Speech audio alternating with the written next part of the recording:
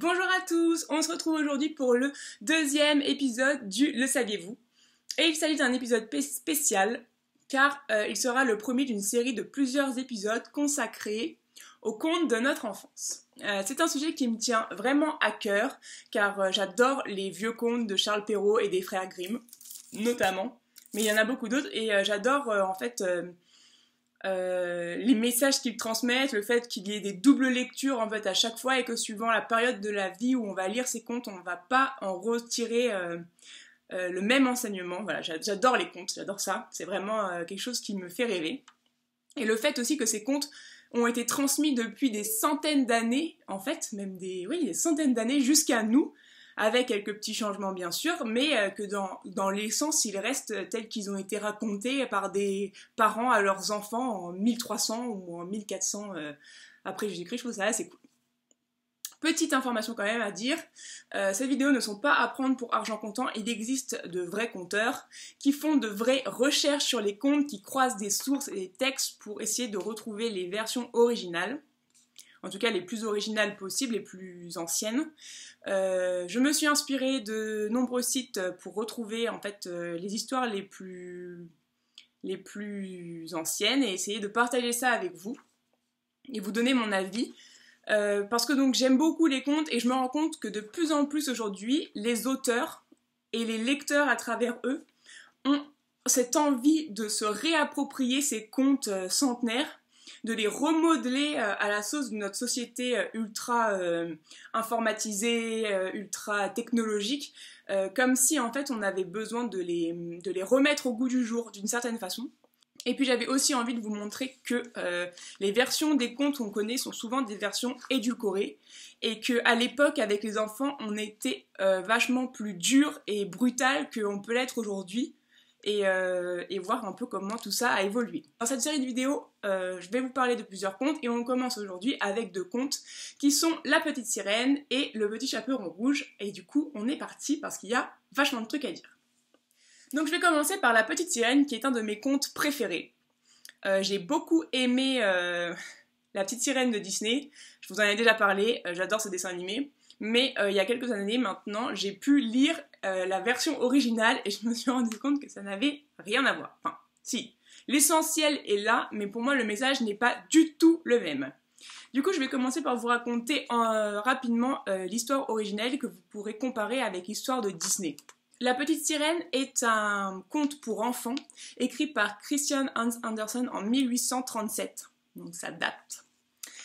Il raconte l'histoire d'une jeune fille qui n'a pas de prénom, donc elle ne s'appelle pas Ariel, elle n'a pas de prénom, elle s'appelle La Petite Sirène, qui pour ses 15 ans obtient le droit de remonter pour la première fois de sa vie à la surface de l'océan et de voir un peu le monde des hommes qu'elle n'a jamais vu. Sauf que ce jour-là, il y a une tempête et dans le feu de l'action, la jeune fille sauve un prince qui était voué à mourir noyé. En sauvant ce prince, bien sûr, elle tombe folle amoureuse de lui, il est très beau et voilà. Sauf que au moment où le prince va ouvrir les yeux et voir la petite sirène, celle-ci entend des pas sur la plage où il se trouve et en effet une jeune fille arrive et la petite sirène est obligée de s'enfuir et de se cacher pour ne pas être découverte. À ce moment-là, le prince est persuadé que cette jeune fille inconnue qui vient de débarquer sur la plage lui a sauvé la vie et il ne sait rien de la petite sirène. Celle-ci est intriguée par les hommes, donc elle ne connaît presque rien, et elle décide de demander conseil à sa grand-mère parce qu'elle est étonnée du fait que les hommes puissent mourir si facilement alors que les sirènes vivent très longtemps. Et celle-ci lui apprend que c'est parce que les hommes possèdent quelque chose que les sirènes n'ont pas, et il s'agit d'une âme immortelle, qui donc continuera de vivre après leur mort et que du coup leur longévité terrestre n'a que peu d'intérêt, car ils ont une âme immortelle, ce que les sirènes n'ont pas. La princesse lui dit que mais ce serait vraiment trop cool d'avoir une âme immortelle, pourquoi est-ce qu'elle en a pas, moi j'en veux une aussi. Du coup comment faire? Et sa grand-mère lui apprend qu'il n'y a qu'une seule façon d'obtenir une âme, c'est d'être aimé et épousé par un être humain, tout simplement par un homme. Alors la petite sirène elle se dit que ça va être compliqué parce que c'est une sirène, elle n'a pas de jambes, donc elle va faire un choix qui va à mon avis bouleverser toute sa vie. Elle décide d'aller voir la sorcière des mers. Et celle-ci lui apprend que oui, il est possible pour elle d'avoir des jambes, mais que ce ne sera pas gratuit et que ce sera très douloureux. Malgré tout, la petite sirène accepte, en échange de sa voix, Elle obtient des jambes, et pour être sûre qu'elle ne pourra plus jamais utiliser sa voix, et bien tout simplement, la sorcière des mers lui coupe la langue. Voilà, c'est fini, muette comme une carpe, comme disait Ursula dans le dessin animé. Et la petite sirène est envoyée à la surface, et c'est là qu'elle se rend compte que, en effet, c'est très douloureux d'avoir des jambes, car le sortilège de la sorcière des mers fait qu'à chaque fois qu'elle fait un pas, c'est comme si elle posait les pieds sur des centaines de rasoirs effilés. Donc marcher pour elle est très douloureux. Mais elle se force quand même. Elle retrouve le prince, il la prend sous son aile, mais ne tombe pas amoureux d'elle. Et un jour, les parents du prince lui mettent un ultimatum en lui disant qu'il a fini de faire l'enfant, qu'il faut qu'il se marie et qu'il veut une princesse à lui présenter.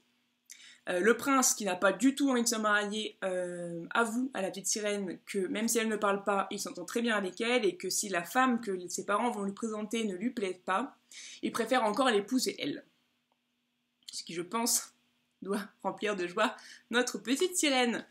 Sauf que, bien sûr, il se trouve que ça ne va pas se passer comme ça et que la princesse présentée et choisie par le roi et la reine pour leur fils n'est autre que la jeune femme qu'il a découvert le jour de son sauvetage et dont il tombe éperdument amoureux.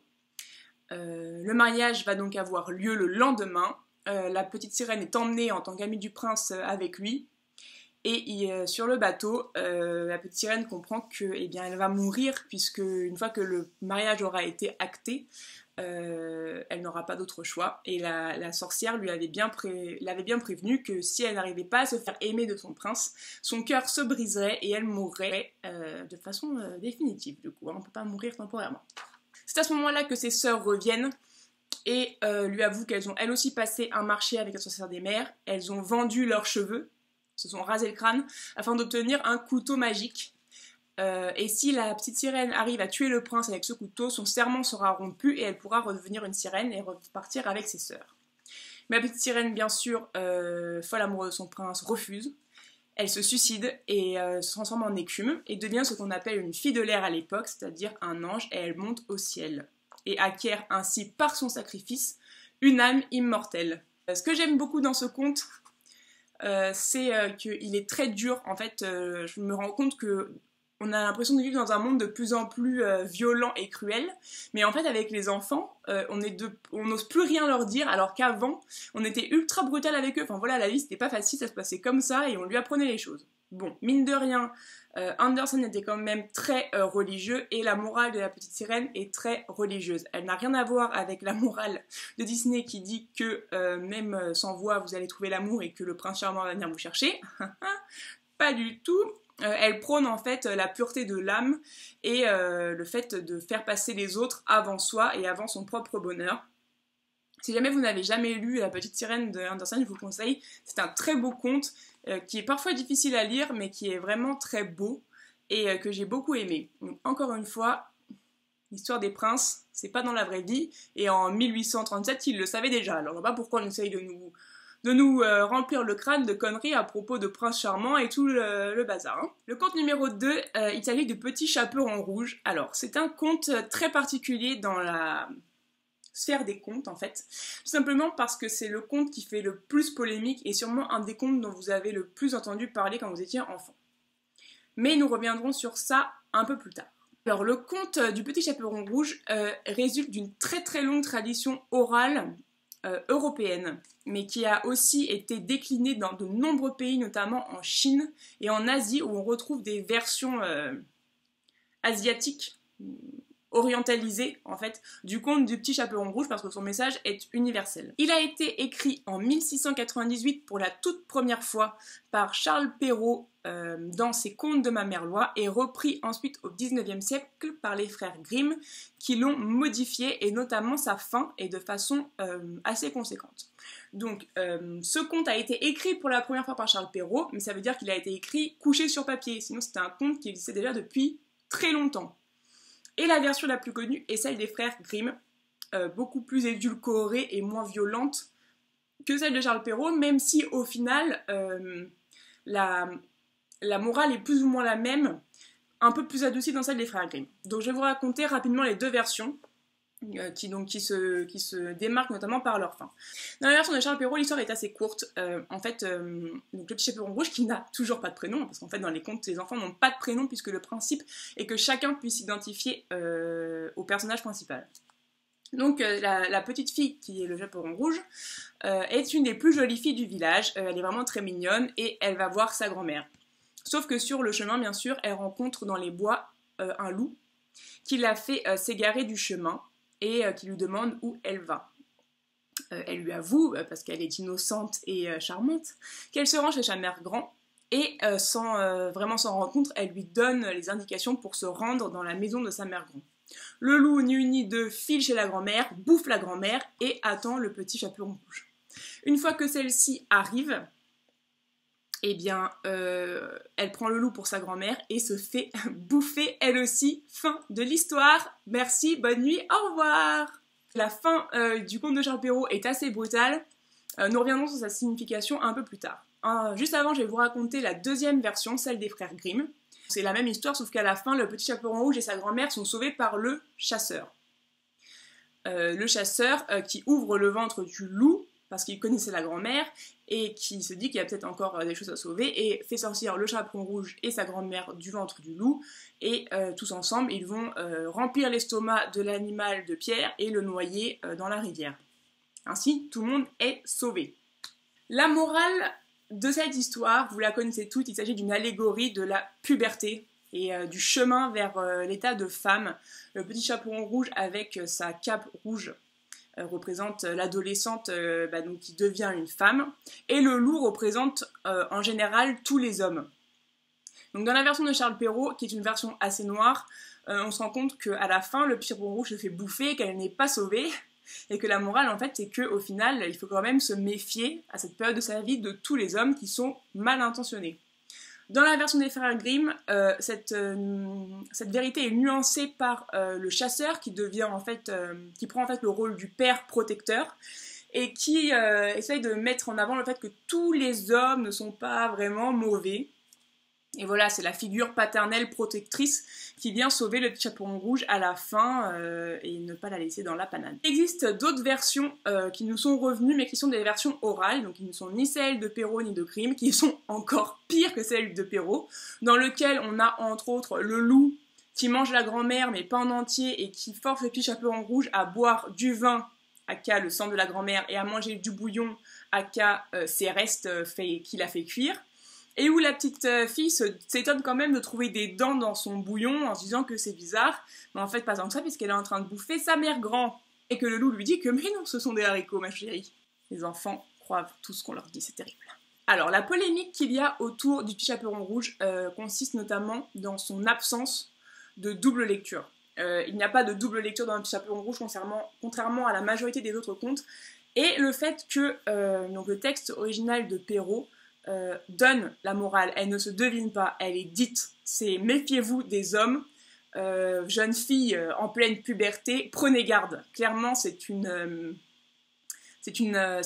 un réquisitoire contre les hommes, ça parle de sexe, ça parle plus ou moins de viol en fait, parce que le petit chaperon rouge se couche dans le lit avec le loup, elle couche entre guillemets avec lui en fait.